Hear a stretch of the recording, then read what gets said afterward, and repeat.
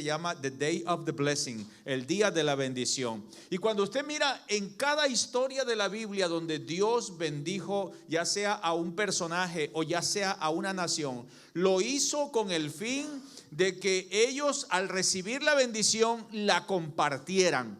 Porque Dios, cuando Dios da, la Biblia dice que es mejor dar que recibir. Dios da para que nosotros, al darnos a nosotros podamos compartir. Dios dio a su Hijo Jesucristo en la cruz del Calvario y a través de ese Hijo ahora vemos un montón de hijos. ¿Cuántos son hijos de Dios aquí?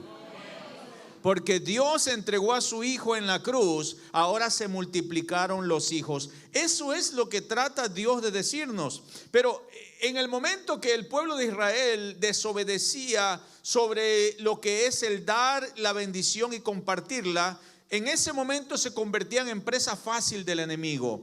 En el tiempo del profeta Ageo, los judíos habían sido llevados cautivos por los babilonios, quienes vinieron y destruyeron sus casas, destruyeron su ciudad, su templo. Pero en el año 500 antes de Cristo fueron liberados y los judíos regresaron otra vez a su ciudad. Y cuando llegaron encontraron una ciudad destruida. Yo no sé cuántos de ustedes les ha tocado después de estar en este país un buen tiempo regresaron a su ciudad. ¿Alguno de ustedes regresó después de 10 años a su ciudad? Encontraste todo diferente, tal vez no destruido, encontraste todo diferente, mejor. Ya habían puentes, ya había, antes te pasabas con ladrillitos en el agua, ahora ya había por allí un Metrolink o algo que te hacía pasar. Todas las cosas diferentes, cambiadas. Ellos regresan 500 años después, en el año 500 regresan para llegar a su ciudad y cuando ellos llegan está todo destruido, está todo terminado. Entonces ellos deciden empezar la reconstrucción de la ciudad.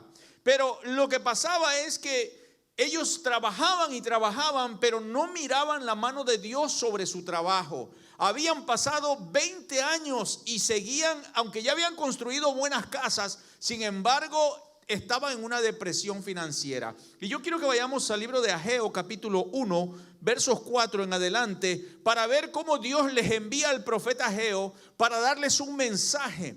Porque Dios no te va a hablar directamente desde el cielo. Dios siempre te va a enviar personas para hablarte. Dios te va a enviar su palabra para hablarte. La palabra de Dios es viva y eficaz y es más cortante que toda espada de dos filos, que penetra hasta partir el alma, los tuétanos, las coyunturas, discierne los pensamientos y las intenciones del corazón.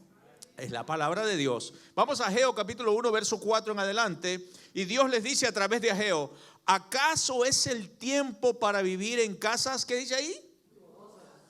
Mientras esta casa está en ruinas. ¿De cuál casa está hablando? De la casa de Dios.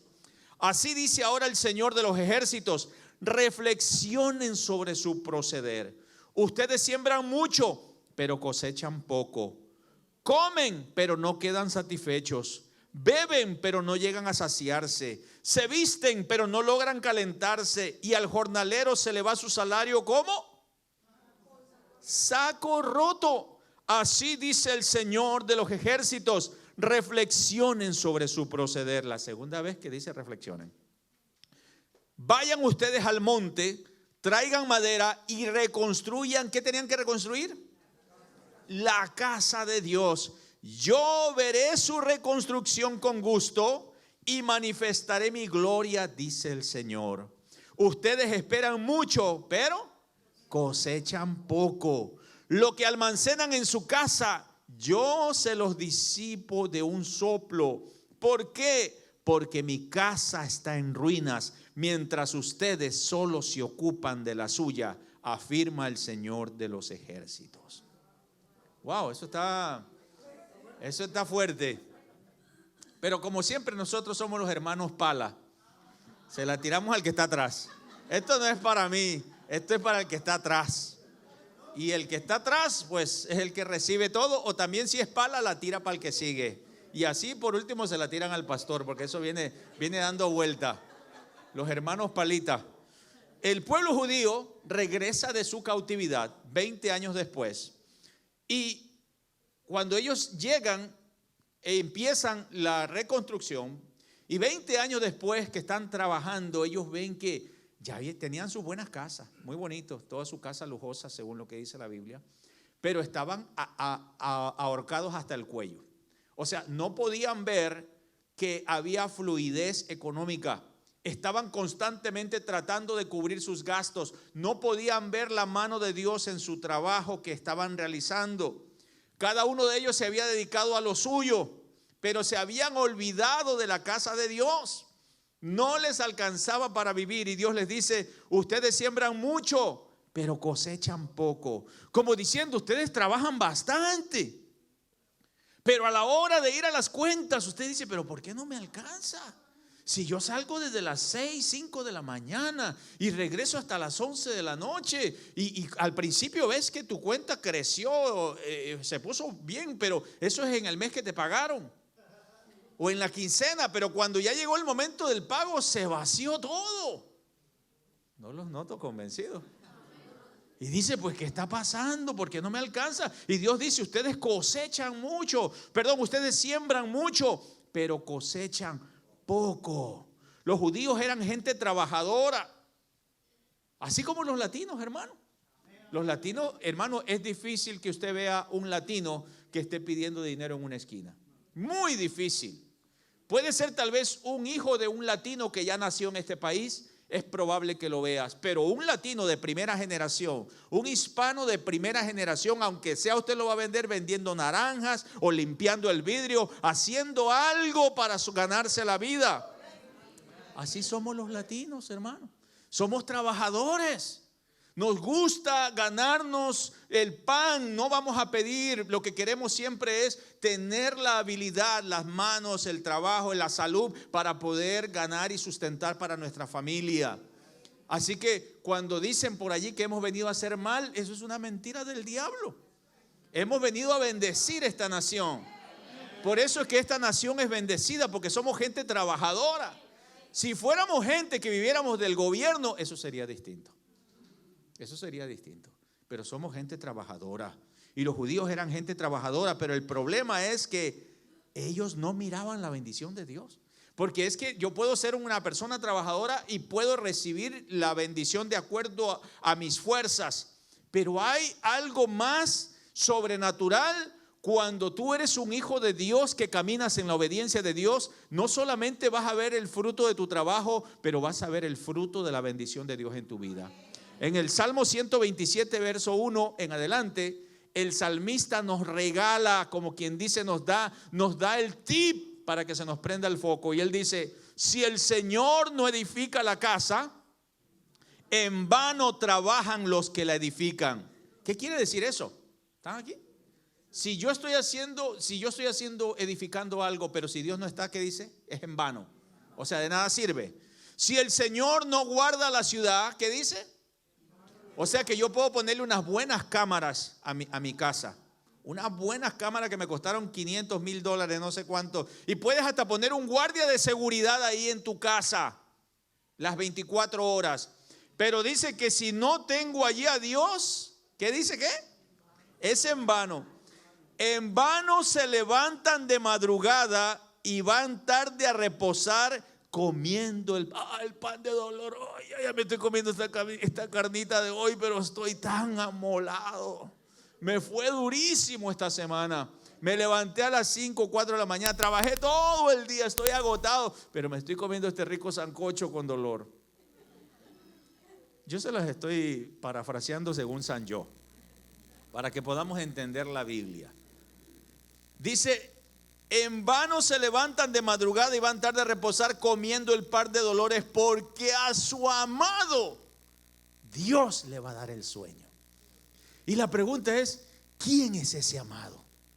¿Quién es ese amado? El amado es aquel que tiene un corazón para Dios.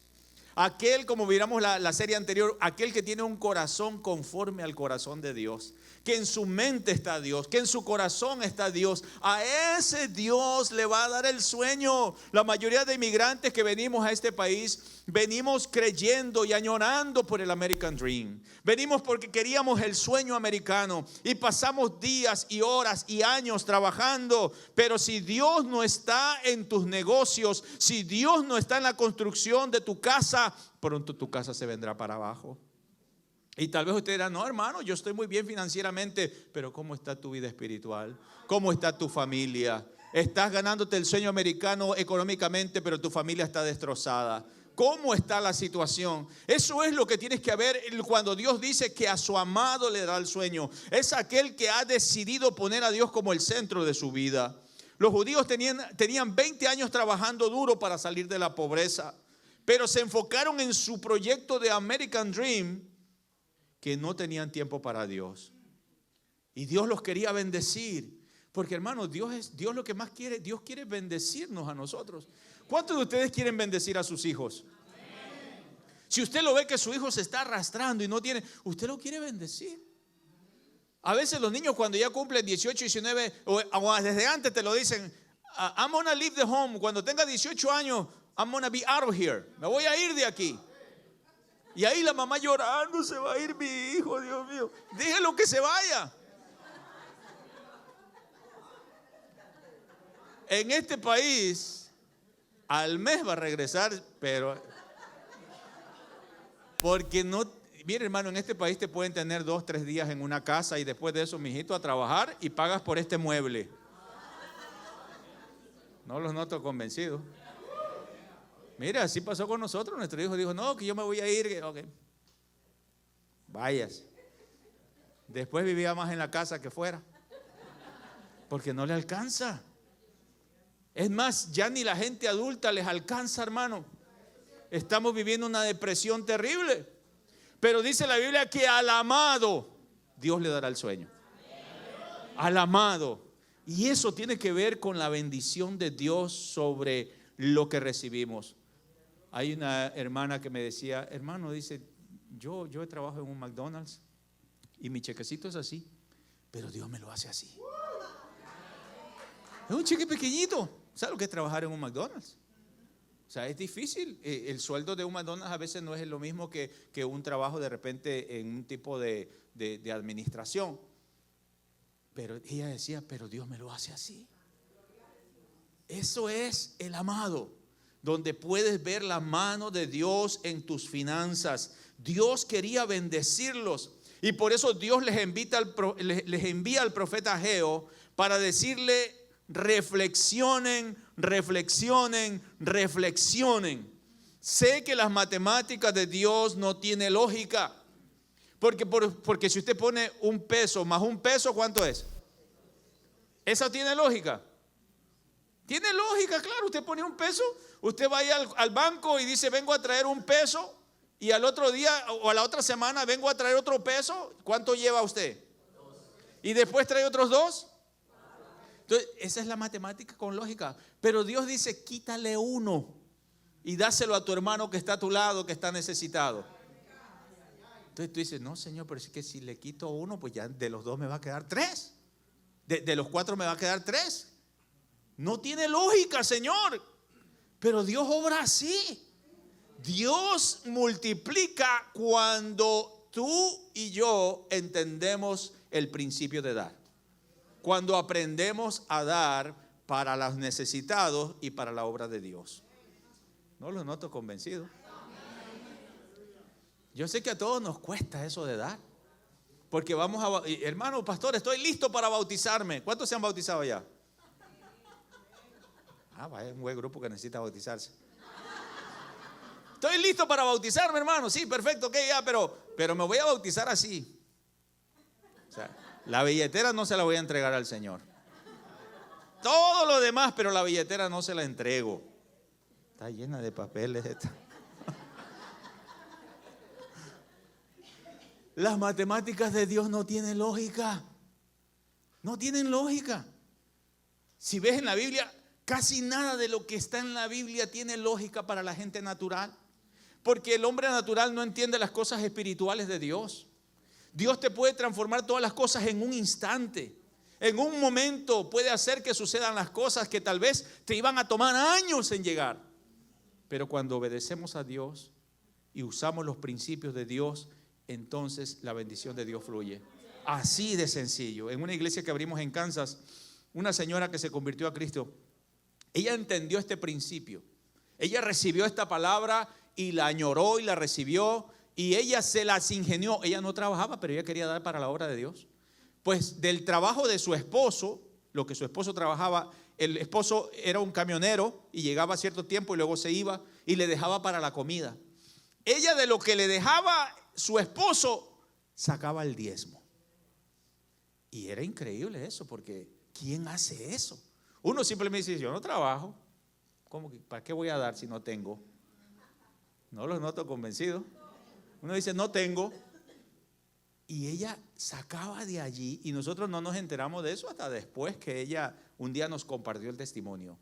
Entonces ella de ahí sacaba y daba el diezmo porque entendió que es mejor dar que recibir. Bueno, cuando ella ya empezó a trabajar, que había pasado menos de un año, empezó a trabajar en un restaurante. En ese restaurante no tardó ni un año cuando ella empezó a trabajar en ese restaurante, que ella se convirtió en la dueña de ese restaurante. No los noto convencidos. ¿Cómo fue eso? Hoy, mi hermano, estas personas le vendieron el restaurante por un precio pero ilógico, y que se lo daban en pagos. Esa era la mano de Dios obrando. Nosotros fuimos a orar, mi esposa y yo y un grupo de hermanos fuimos a orar por ese restaurante. Era increíble que en un año de estar trabajando allí como una persona que lavaba platos, ahora se había convertido en la empresaria de ese restaurante. No los noto convencidos. Pero ¿cómo puede suceder eso? ¿Cómo? A su amado Dios le dará el sueño. Porque nosotros podemos irnos por la lógica. Y la lógica a veces las matemáticas no te dan. Pero los que somos dadores hemos visto la mano de Dios. Así en un instante. ¿Qué pasó? ¿Qué pasó? ¿Cómo estuvo aquí? Como cuando nosotros vamos, yo me quedé sin trabajo un tiempo. Y estábamos en nuestra primera, diríamos en nuestros primeros años del evangelio. Y cuando llegamos mi esposa estaba embarazada con el niño menor de nosotros. Y cuando llegamos para hacer las cuentas con el doctor, ya cuando ya tuvimos el niño y todo, ya cuando ya íbamos a hacer el pago, que no teníamos trabajo, no teníamos fondos. Y cuando llegamos allí, la persona que está viéndonos en la computadora dice, le dijimos, ¿cuánto hay que pagar? Y dice, pues nada, ya está pagado. Y $1,000 hace 34 años, hermano, 30 años por ahí, eran $1,000. Amén. $1,000 en aquella época cuando ganaba unos 4 pesos la hora, o sea, eran $1,000. Y entonces mi esposa le dice, no, pero es que yo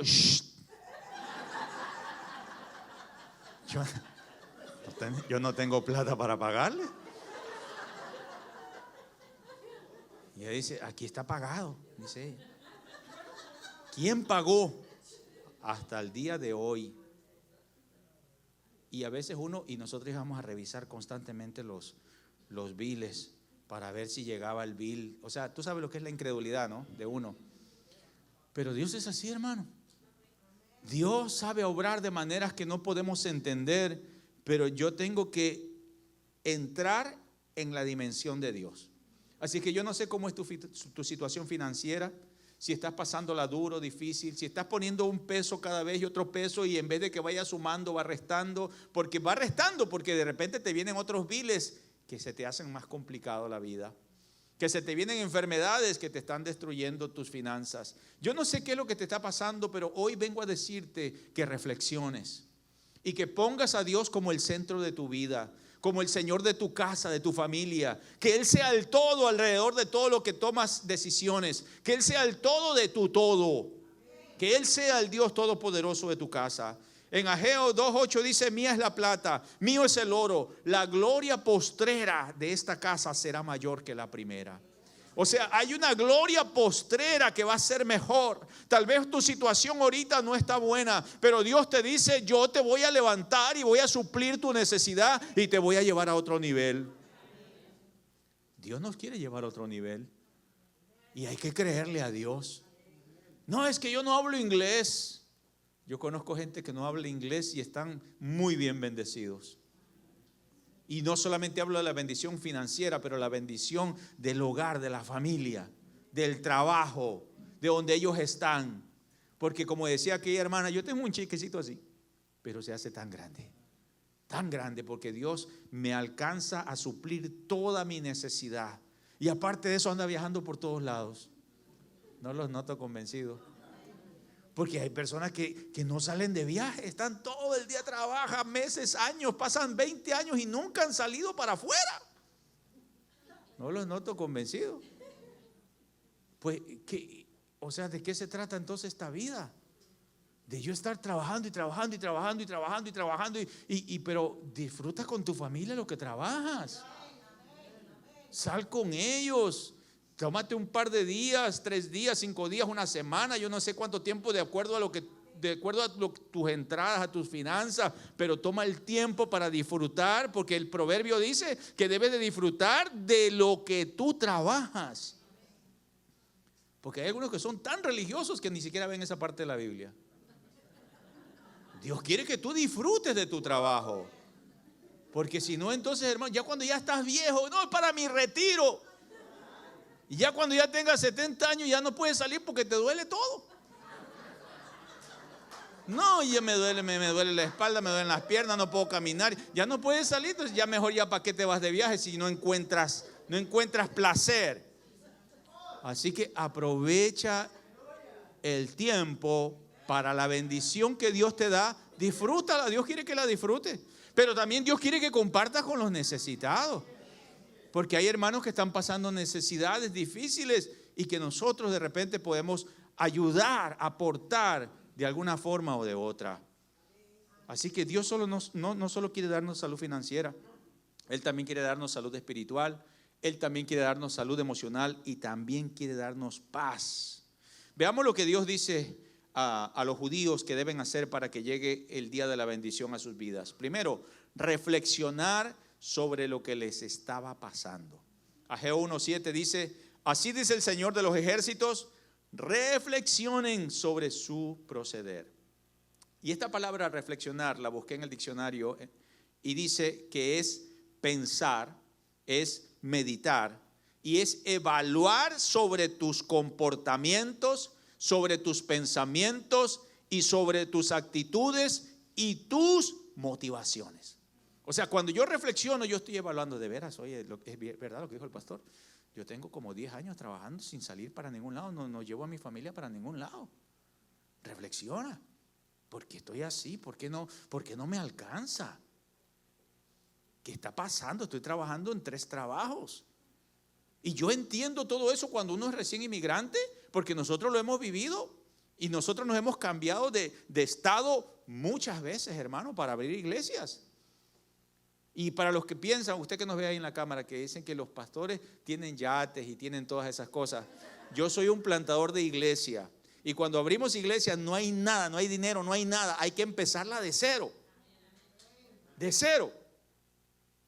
Y eso de cero es de cero. Y aquí empezamos así de cero también. Abrir una iglesia de cero, es decir, que yo tengo que como trabajar en una compañía de la empresa de Dios sin que me paguen. Eso no tiene sentido. ¿Están aquí mis hermanos? No tiene sentido porque dice, oye, pero entonces, dice, ¿usted cómo hacen entonces? Bueno, ahí es creerle a Dios. Claro que cuando ya la iglesia crece, pues ya entonces la iglesia empieza a decir, bueno, hermano, usted ya es mejor que le demos un salario. Y empiezan entonces a verse cómo puede. Pero al principio esas situaciones son difíciles. Son duras, claro que sí son duras. Pero yo tengo entonces que ver que cuando uno es recién inmigrante, pues es difícil, claro que sí es difícil. Pero si no estás viendo la bendición de Dios en tu trabajo, si ya han pasado los años y no ves por qué tienes que reflexionar, tienes que pensar. Es como que a usted se le pinche la llanta todos los meses. Llega un momento que usted va y le pone aire y luego va y la cambia y le pone aire. Pero si ya eso está seguido, ¿qué tienes que hacer? Tienes que reflexionar, a ver, espérate, yo estoy pasando, que aquí está esta gasolinera donde tiran clavos, ya no voy a pasar por ahí. Es que está pasando que me acabaron de cambiar el techo de mi casa y dejaron todos los clavos allí y yo no he limpiado. O sea, hay que reflexionar. Y eso es lo que dice reflexionar, quiere decir pensar, meditar, evaluar sobre tus comportamientos. ¿Cuáles son mis actitudes? ¿Cuáles son mis pensamientos? ¿Estoy pensando en la avaricia o estoy pensando en Dios para que bendiga mis finanzas, para entonces yo también bendecir a otros? What's happening to me? ¿Por qué no me alcanza? ¿Por qué tengo tantas deudas? La reflexión nos permite evaluar la trayectoria y entender por qué estamos como estamos. Puede ser que estés tomando malas decisiones financieras. Cuando estás reflexionando, dices, no, espérate, estoy tomando unas malas decisiones. Me estoy dando cuenta que esto estoy haciendo mal. Puede ser que tengas que empezar a hacer recortes de Starbucks. Porque te vas en la mañana y te compras un cafezote de $5, multiplícalo por 7. Son $35. Multiplícalo ahora por cada mes. Y ya tienes un viaje para tu país. ¿Están aquí mis hermanos? Para que te des una vacación chévere por allá con 1,500 pesos. Así de sencillo. Entonces mejor póngale ahí agüita a su casa, hágase su cafecito y lléveselo desde allí, desde su casa. O sea, ahora, reflexionar es ver por qué no me está alcanzando. De repente abres el garaje y está lleno de cajas. Oye, ¿estas cajas de quién son? Todas de Amazon. O sea, mire hermano, yo a veces estoy asustado que mi casa está llena porque son de la iglesia, que tengo que comprar o que los directores de diferentes me dicen, hermano, cómpreme esto para la iglesia, cómpreme esto, y cuando yo veo, está mi casa llena de un montón de cajas de Amazon. Y digo, no, espera, esto no es mío. Así que si usted es un comprador compulsivo, piense bien, ¿qué está pasando con la finanza? Eso es reflexionar, pensar, revisa tu cuenta bancaria. De repente puede que estés gastando más en el restaurante. Y vea, oye, espérate, no, gastamos 100 pesos en este lugar, en este restaurante el día entre semana y luego el fin de semana y luego, espérate, pues tenemos que hacer algo. Tenemos que hacer un recorte. Cómprese un pollito del Sam's en 5 pesos y estírelo para toda la semana. No lo noto convencido. Conozco una persona que hasta los huesitos les hace caldo. ¿Y sabe que ahí está la vitamina? En lo que tiramos está la vitamina. O sea, reflexionar es pensar, meditar, pero a veces la llevamos así tan rápido. Y no pensamos, no nos detenemos para pensar. El verso 7, el Señor dice, think carefully about your ways. Reflexionen sobre su proceder. Eso quiere decir ser honesto con Dios y contigo mismo. Hazte la pregunta, ¿qué lugar ocupa Dios en tu vida? Porque el templo representaba para los judíos sus vidas espirituales. Los judíos tenían el templo abandonado. Porque ellos llegaron a la reconstrucción de la ciudad y cada uno se ocupó de construir su propia ciudad, su propia casa, pero se olvidaron del templo. Y está bien que al principio, pues tú sabes, ¿cuánto han escuchado de Abraham Maslow? La pirámide de Abraham Maslow, que dice que hay unas necesidades primarias, que son, el ser humano siempre va a ocuparse de las necesidades básicas. Así que pensamos primeramente en que nuestras necesidades estén cubiertas. Perfecto. Pero ya habían pasado 20 años, hermano. Y el templo estaba abandonado. Eso quiere decir que ellos no oraban. Porque en aquella época el templo era la vida espiritual de la nación. No iban a la iglesia, no oraban, no buscaban a Dios, no hacían sacrificios para Dios. Como decir, bueno, pues ya no tengo a dónde llevar ningún diezmo, pues está mejor para la cuenta. No les noto convencido. ¿Y qué pasó? Pues no les alcanzaba. Por eso el Señor le dice, ustedes reflexionen. Ponen sus finanzas y va como en un saco roto. No ven mi mano de poder, están viendo la suya. sus fuerzas, pero no están viendo la mía. ¿Cómo yo los puedo bendecir? Así es que yo les exhorto a que mediten. ¿En qué lugar tienen a Dios en su lista? ¿Dónde está Dios? Para saber qué lugar Dios está en tu lista de prioridades, debes de revisar tu agenda y tu cuenta bancaria. Revisa en esta semana cuánto tiempo tuviste para Dios. Tú sabes que la semana tiene 168 horas. Una semana tiene 168 horas. ¿Cuántas horas en esa semana de 168 horas, cuántas horas tuviste para Netflix? ¿Cuántas horas tuviste para tu recreación? Porque ya los jóvenes de 30, de 40 para abajo, diríamos, de 40 para abajo todavía juegan sus games. ¿Cuánto tiempo tuviste jugando tus games? ¿Cuánto tiempo tuviste para salir, no sé, hacer tus ejercicios y todo eso? Ahora, revisa en tu agenda cuánto tiempo se lo dedicaste a Dios en esta semana. ¿1 hora? 2 horas? ¿Cuánto tiempo se lo dedicaste a Dios? ¿Te levantas a orar, a interceder, a buscar la presencia de Dios? De 168 horas, revisa tu agenda. De 168 horas, ¿cuántas horas se las dedicaste a Dios? Si te levantaste 10 minutos a orar y te quedaste dormido, son solo 10 minutos, no le cuenta la hora.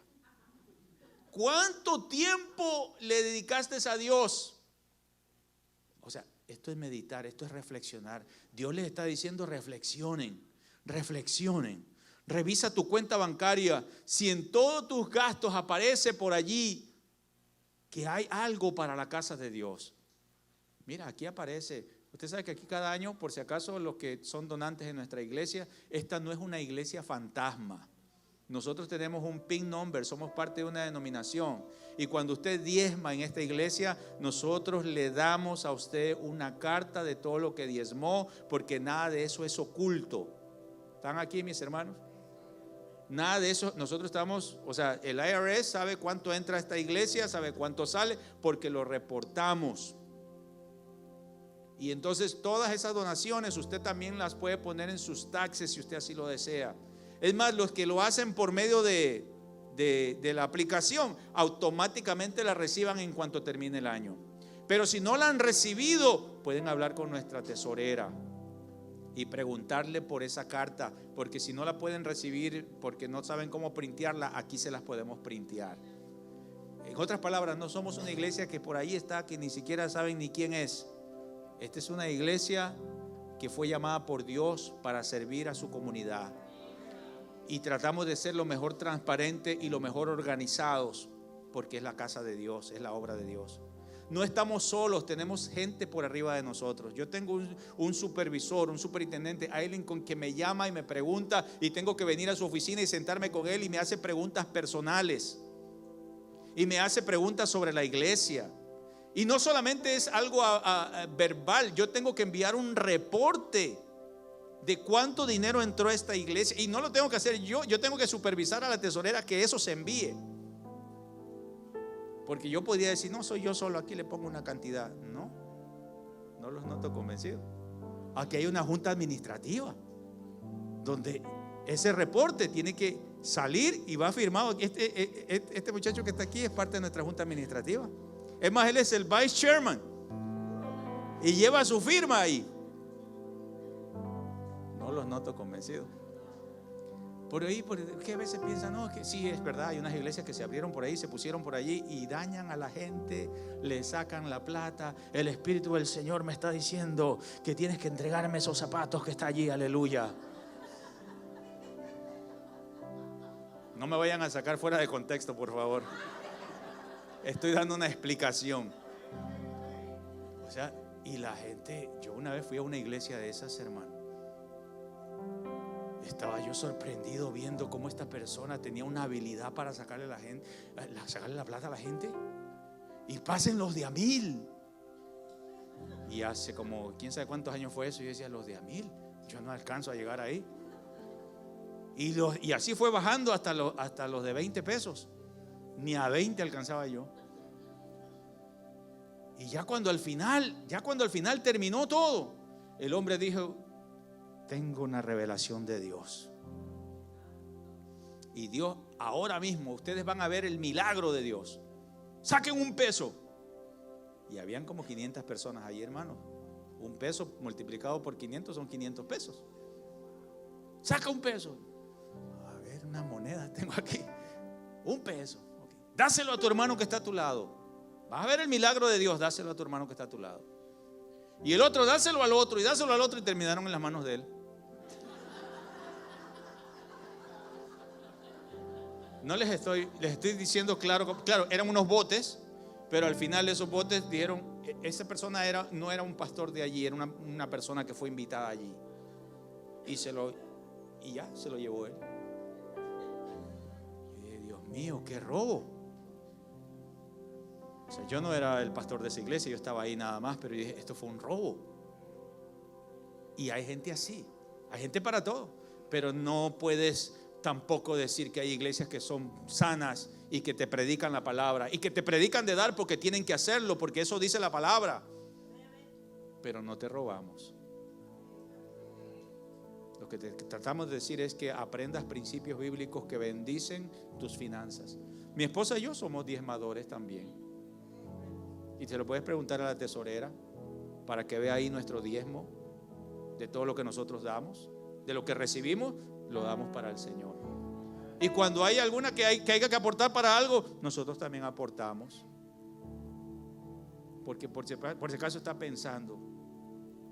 ¿Están aquí, hermanos? Y cuando me ve un bonito reloj, me lo regalaron, gracias a Dios. Y si usted me quiere regalar, con gusto lo recibo. Pero mejor no, así quedamos. O sea, Dios es tan bueno y maravilloso que Dios sabe suplir nuestras necesidades. Proverbios 3:6 dice: reconoce a Dios en todos tus caminos y Él enderezará tus sendas. Reconócelo. Si yo reconozco a Dios, Él me va a guiar, Él me va a mostrar, Él va a quitar lo torcido de mi vida y me va a llevar por ese camino. ¿Qué es lo que los judíos debían de hacer para tener el día de la bendición? Número 2, traer la presencia de Dios. They need the presence of God. En Ageo 1:8 dice: vayan ustedes al monte, traigan madera y reconstruyan mi casa. Yo veré su reconstrucción con gusto y manifestaré mi gloria, dice el Señor. El templo representaba la presencia de Dios. Los judíos regresaron del exilio y construyeron sus casas y sus calles y sus ciudades, pero no tomaron tiempo para construir la casa de Dios. Por 20 años estuvieron trabajando en sus propias fuerzas, pero no estaba Dios en sus planes. Y es que a veces nosotros queremos ser bendecidos, pero sin Dios. ¿Te has visto gente que dice: está bien, ore por mí, pero no quiero saber nada de Dios? O sea, solo cuando estoy en la cárcel, solo cuando estoy en el hospital, solo cuando estoy en problemas, pero Dios lo quiero fuera de mi ecuación. Entonces, eso no se puede, porque Dios es bendición. Es más, qué lindo sería que Dios llegara a tu casa y te dijera: oye, como Zaqueo, ¿no?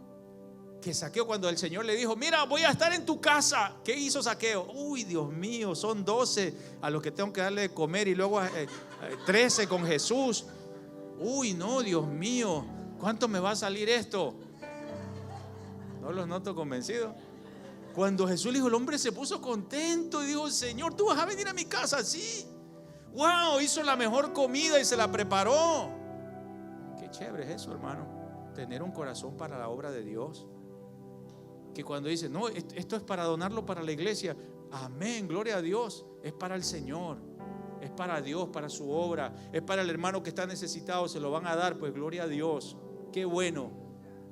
Y que Dios lo siga bendiciendo más. Y si tú estás en necesidad y viste que le dieron a otro que estaba en necesidad y a ti no te dieron, dale gracias a Dios y vas a ver que la bendición te va a alcanzar a ti también, porque así es Dios.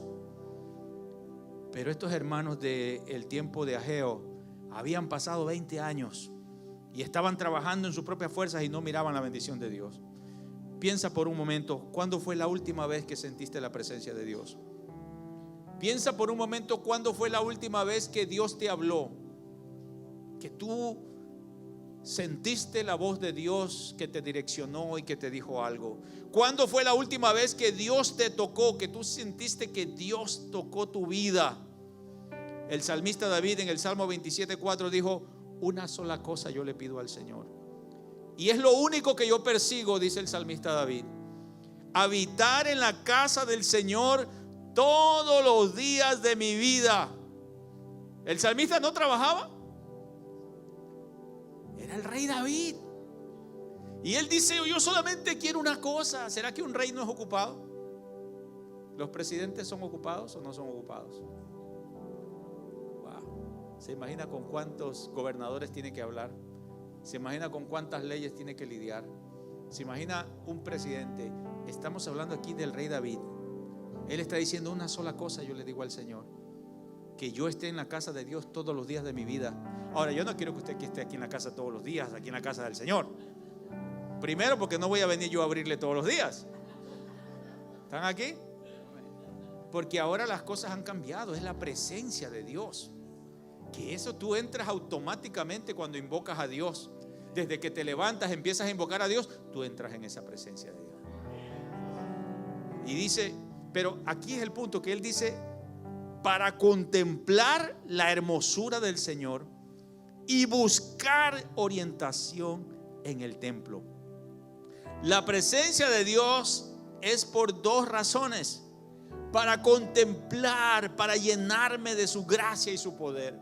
Usted viene aquí o usted busca la presencia cuando usted va orando en su carro, es para llenarse de Dios.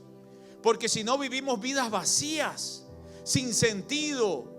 Pero cuando tú invocas a Dios y lo alabas y lo glorificas y comienzas a invocar su presencia, es para que te llene. Hermano, no es lo mismo cuando uno anda vacío, que estás solo trabajando, solo viviendo por vivir. Es más, te vienen pensamientos de que dices: ¿yo para qué vivo? Mejor me muero. Pero cuando tú estás lleno de Dios, tienes un propósito. Pero mira lo siguiente que dice: también dice David que es para buscar la orientación.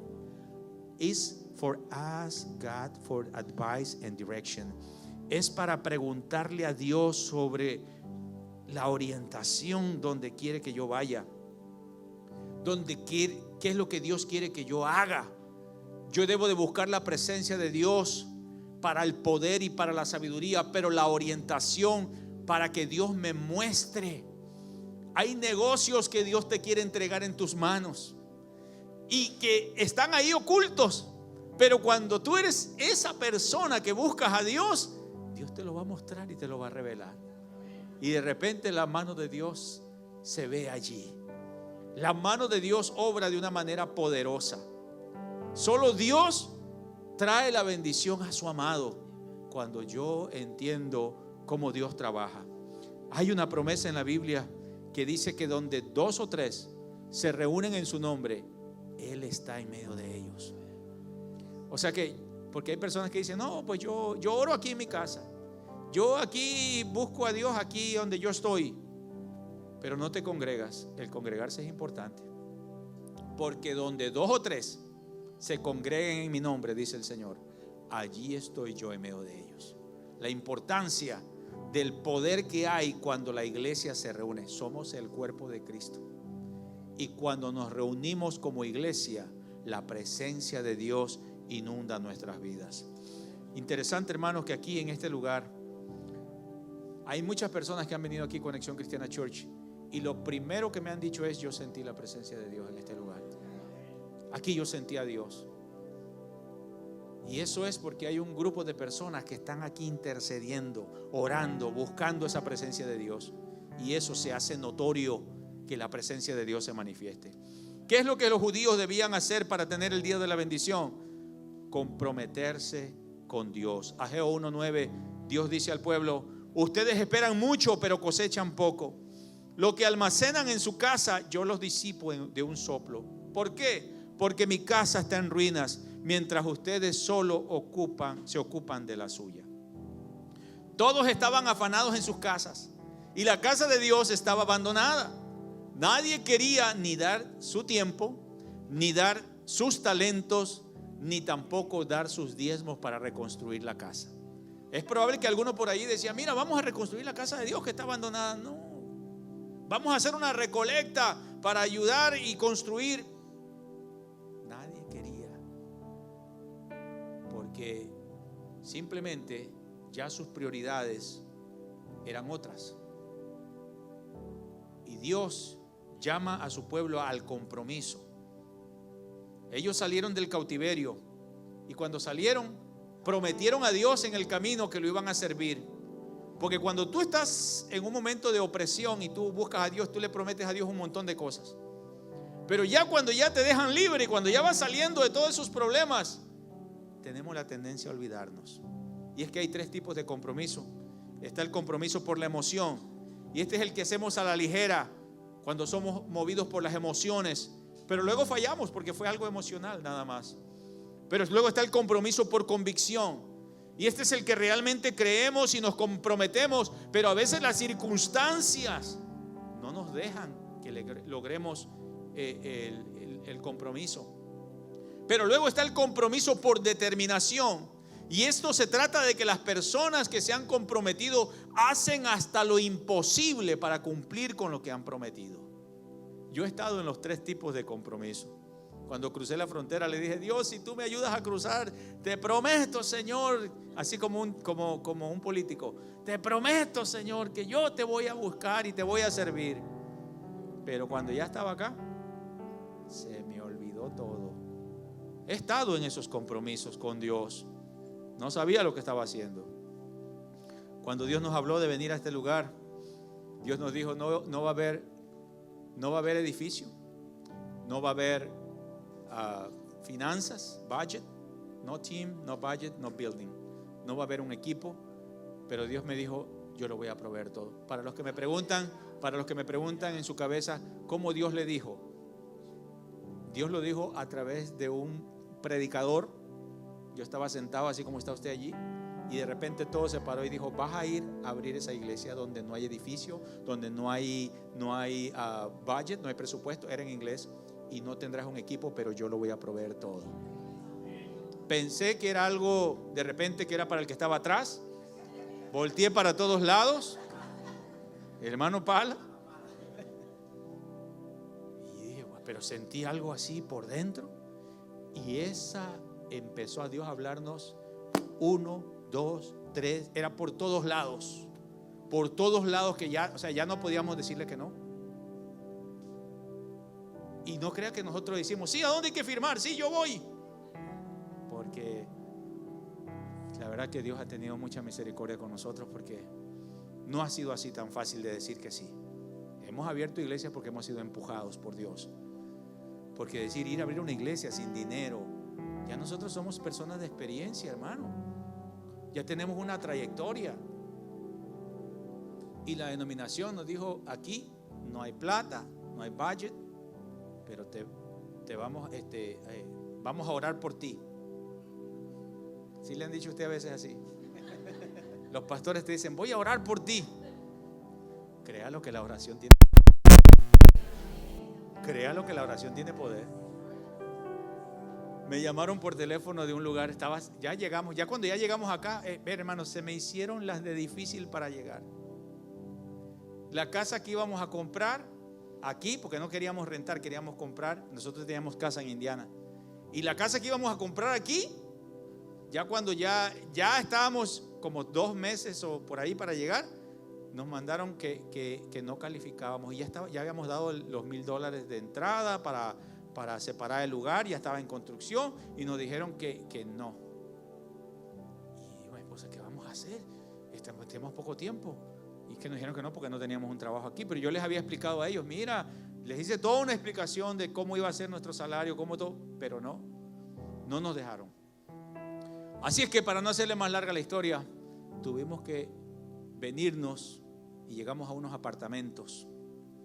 Y llegamos allí, y cuando llegamos, lo primero que nos dijo la persona, el manager de ahí, cuando le dijimos que éramos pastores, dijo, ustedes son las personas por las que yo he estado orando. Y nosotros dijimos, ¿cómo así? Sí, ven. Nos llevó a un cuarto, abrió una puerta, ahí habían sillas, habían mesas, y dijo: hagan aquí la iglesia, ustedes son esas personas.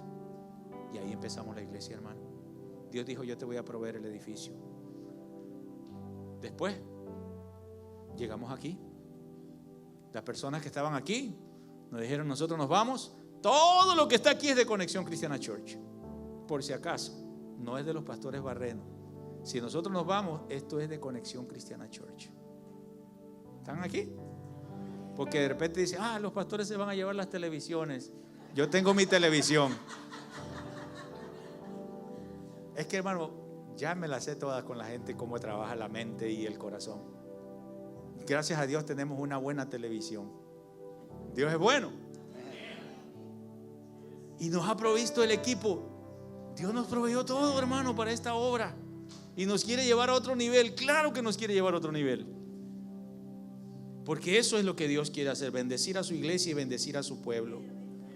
La situación está entonces es de que yo tengo que entender cómo Dios trabaja, pero yo necesito comprometerme con Dios. Al final, cuando tú te comprometes con Dios, Dios se compromete contigo. Si tú eres una persona comprometida con Dios, deja que Él haga las cosas que tú no puedes hacer. Proverbios 3, 9, 10 dice: honra al Señor con tus riquezas y con los primeros frutos de tus cosechas, y así tus graneros se llenarán y reventarán, tus bodegas rebosarán de vino nuevo. O sea, habla de la bendición de Dios sobre tu casa. Póngase de pie, por favor.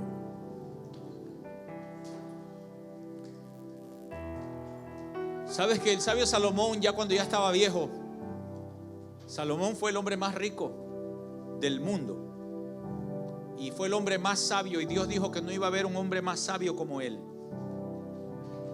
La Biblia dice que Salomón llegó a hacer que el oro fuera como piedras en la ciudad, y no necesariamente como piedras, pero es como un decir, o sea, no como los hispanos que nos dijeron que aquí ibas a encontrar plata tirada en la calle, no.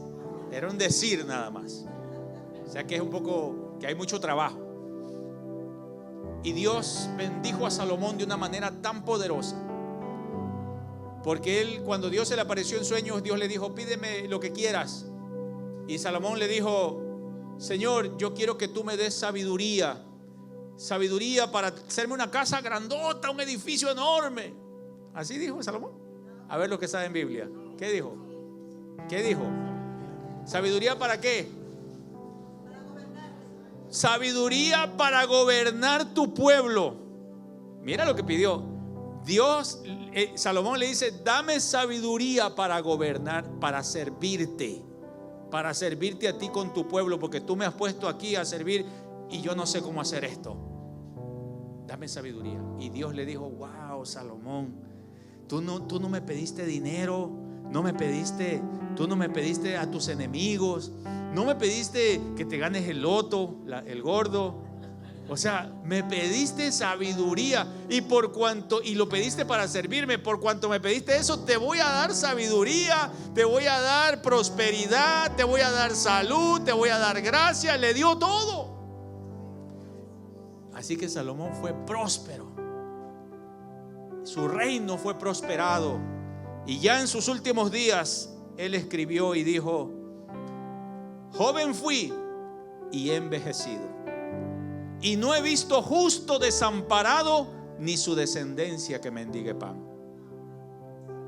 Para los que no entienden este pasaje, él está diciendo: ya ahora de viejo me doy cuenta que en todos mis años que he pasado, no he visto a una persona que ha sido entregado a Dios, justificado, sanado, liberado, que le ha entregado su vida a Dios y que sirve para Dios y que es buena persona. No he visto esa persona que esté desamparado muriéndose de hambre. Ni tampoco he visto que sus hijos no tienen que comer. Es lo que está diciendo. No he visto justo desamparado, ni su descendencia, ni sus hijos que mendiguen pan.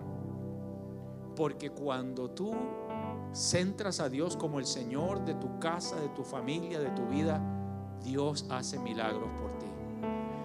Dios obra para ti. Y hoy tenemos que pensar y meditar. ¿Qué está pasando? Reflexiona. ¿Por qué no me alcanza? ¿O por qué mi hogar está destruido? tienes que traer a Dios a ser el centro de tu casa, de tu familia, de tus decisiones.